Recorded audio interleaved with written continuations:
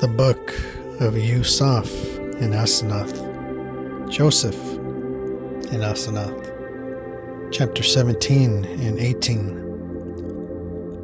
And the angel said to Asanath, "Have you seen this thing?" She said, "Yes, my master, I have seen all these things." The angel said to her, "So shall all these words be as I have spoken to you today."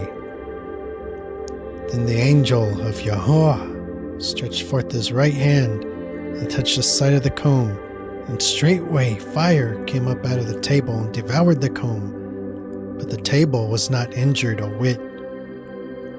And when much fragrance had come forth from the burning of the comb and filled the chamber, Asanath said to the angel, "Yahweh, I have 7 virgins who were brought up with me from my youth, who were born on one night with me, who wait upon me, and I love them all as my sisters. I will call them, and you shall Baruch them too, even as you Baruch me." And the angel said to her, "Call them." Then Asanath called the 7 virgins and set them before the angel, and the angel said to them, "Yahweh, Eloah, Al Shaddai, shall Baruch you, and you shall be as pillars of refuge of 7 cities, and all the elect of that city who shall dwell together shall rest upon you forever." After these things, the angel said to Asanath, "Take away this table."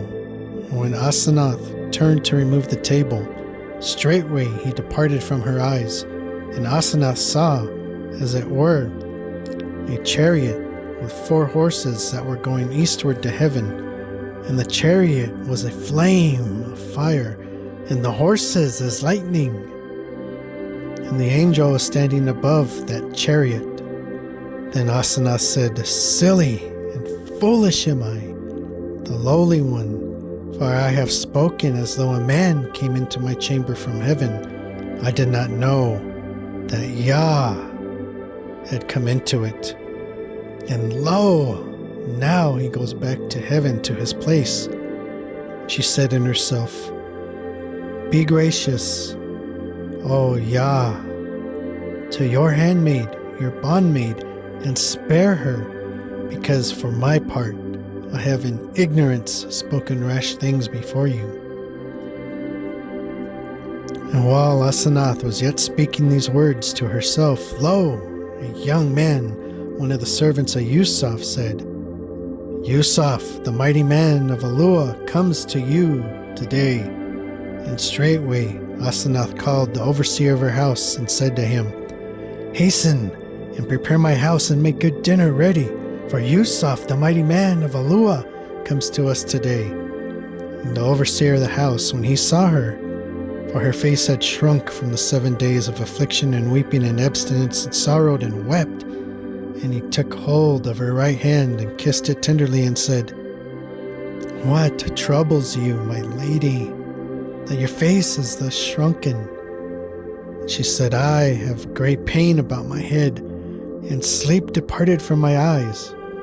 Then the overseer of the house went away and prepared the house and the dinner. And Asanath remembered the angel's words and his injunctions, and hastened and entered her second chamber, where the chests of her adornment were, and opened her great coffer, and brought out her first robe like lightning to behold and put on. And she girded herself also with a girdle bright and royal, that was gold and precious stones, and on her hands she put golden bracelets, upon her feet golden buskins, and precious ointment about her neck, and a golden wreath she put about her head, and on the wreath, as upon its front, was a great sapphire stone, and round the great stone were many precious stones, and with a mantle she veiled her head. And when Asanath remembered the words of the overseer of her house, for he had said to her that her face had shrunk, she sorrowed exceedingly, and groaned, and said, "Woe is me! the lowly one, since my face is shrunken. Yusuf will see me thus, and I shall be set as nothing by him." And she said to her maiden, "Bring me pure water from the fountain."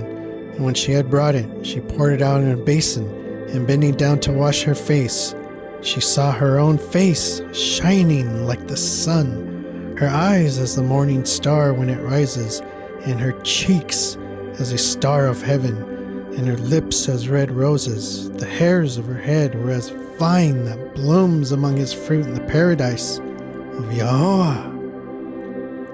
And her neck was an all variegated cypress. And Asanath, when she saw these things, marveled in herself at the sight, and rejoiced with exceeding great joy, and did not wash her face. For she said to herself, "Lest I wash off this great and comely beauty." The overseer of her house then came back to her. "All things are done that you commanded."